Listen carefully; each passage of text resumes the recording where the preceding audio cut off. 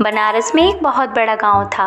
उस गांव में टाइनी चिड़िया अपने पति कालू कौवे के साथ रहती थी। टाइनी चिड़िया की एक बेटी होती है जिसका नाम उसने फैंसी कबूतरी रखा था। कालू कौवा एक होटल में खाना बनाने का काम करता था। एक दिन जब वो सोकर उठा तो जोर जोर से चिल्लाने लगा, टाइनी, अरे ओ टाइनी, ये देख मुझे क्या हो गया है, मेरे तो पैर काम ही नहीं कर रहे हैं। कालू कौवे के चिल्लाने की आवाज सुनकर टाइनी चिड़िया वहाँ आती है। क्या हुआ जी, सुबह सुबह शोर क्यों मचाने लगी? मुझे बहुत काम करने हैं, जल्दी बोलो क्या बात है? टाइनी, ये देख मेरे पैरों ने काम करना बंद कर दिया है। ऐसा कैसे हो सकता है? रात में तो सब कुछ ठीक ही था। इतना कहकर टाइनी चिड़िया अपने काम में लग जाती है। इस तरह कई दिन गुजर जाते हैं लेकिन कालू कौवे की हालत में कोई सुधार नहीं होता। सुनो जी, घर का सारा राशन खत्म हो गया है और तुम भी बिस्तर पे पड़े हो। मैं सोच रही हूँ तुम्हारी जगह होटल में जाकर काम करूँ। इससे घर में 2 पैसे भी आएंगे, बच्चों का पेट भी भरेगा और तुम्हारी दवाइयाँ भी आएंगी। टाइनी चिड़िया कालू कौवे के होटल में जाती है। जब होटल का मालिक टाइनी चिड़िया को देखता है तो उसे डांटने लगता है। क्यों री, तेरा पति कहाँ है? ज्यादा काम है उसे, देखता हूँ कौन उसे काम देता है। मालिक, ऐसी कोई बात नहीं।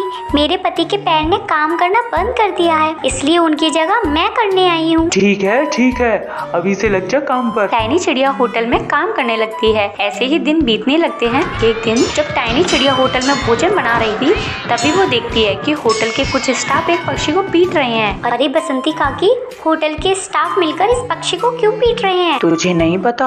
यहाँ तो अक्सर ऐसा होता है, जब कोई गरीब पक्षी पैसा नहीं दे पाता तो ये स्टाफ मिलकर उसे पीटते हैं। ये तो बहुत गलत बात है। इतने बड़े होटल में अगर कोई खाना खा लेगा और पैसा नहीं देगा तो उसे पीटेंगे। अरे जरा धीरे बोल टाइनी, अगर होटल के मालिक ने सुन लिया तो तुझे भी काम से बाहर निकाल देगा। टाइनी चिड़िया बहुत दुखी थी लेकिन वो कुछ कर भी नहीं सकती थी। वो अपने काम में लग जाती है। एक दिन टाइनी चिड़िया के साथ बबली कबूतरी अपने बेटे को देखने के लिए घर आती है। उस समय टाइनी चिड़िया घर पर नहीं थी, वो होटल में काम कर रही थी। क्यों रे, तुझे इस हाल में छोड़कर तेरी पत्नी कहाँ गुलछर्रे उड़ा रही है? इस हाल में उसे तेरे पास होना चाहिए और वो इधर उधर घूम रही है। तो मेरी पत्नी को इस तरह क्यों बोल रही हो माँ? आज टाइनी की वजह से ही ये घर चल रहा है। मेरी जगह वो होटल में काम करती है। तो तुझे तो पता है हमारे घर की बहुएं बाहर जाकर काम नहीं करती, फिर तूने उसे कैसे बाहर जाकर काम करने की इजाजत दे दी? आने दे, आज मैं उससे बात करती हूँ। फिर टाइनी चिड़िया घर आती है तब उसकी सास उस पर चिल्लाने लगती है। बहू,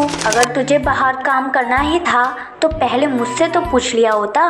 मैं तुझे सलाह देती कि तुझे क्या करना है। दूसरे की गुलामी करने से अच्छा है तू अपना कोई काम धंधा शुरू कर दे, इससे तेरे घर परिवार अच्छे से चलता रहेगा। लेकिन माँ जी, मैं ऐसा कौन सा काम करूँ? मुझे तो कुछ समझ में नहीं आता है। तुझे याद है जब मैं अपने बेटे के लिए तुझे देखने गई थी तो तूने मुझे मैगी बनाकर खिलाया था? बड़ी स्वादिष्ट बनी थी, इसी से तो मैं तुझे अपने घर की बहू बनाकर लाई थी। ऐसा कर, तू अपनी एक छोटी सी मैगी की दुकान खोल ले। आप बिल्कुल ठीक कह रही हैं माँ जी, मैं कल ही मैगी की एक छोटी सी दुकान खोल लेती हूँ, इससे मैं गरीबों को भी खिला पाऊंगी। टाइनी चिड़िया को अपनी सास की बात पसंद आ जाती है और अगले ही दिन वो अपनी एक छोटी सी मैगी की दुकान खोल लेती है। आओ आओ हनी तोता, मैं 5 रुपए में आपको भर पेट मैगी खिलाऊंगी। जल्द ही टाइनी चिड़िया की दुकान पर 5 रुपए में मैगी खाने वालों की भीड़ लग जाती है। कुछ ही दिनों में टाइनी की मैगी से अच्छी कमाई होने लगती है। फिर सभी खुशी से रहने लगते हैं।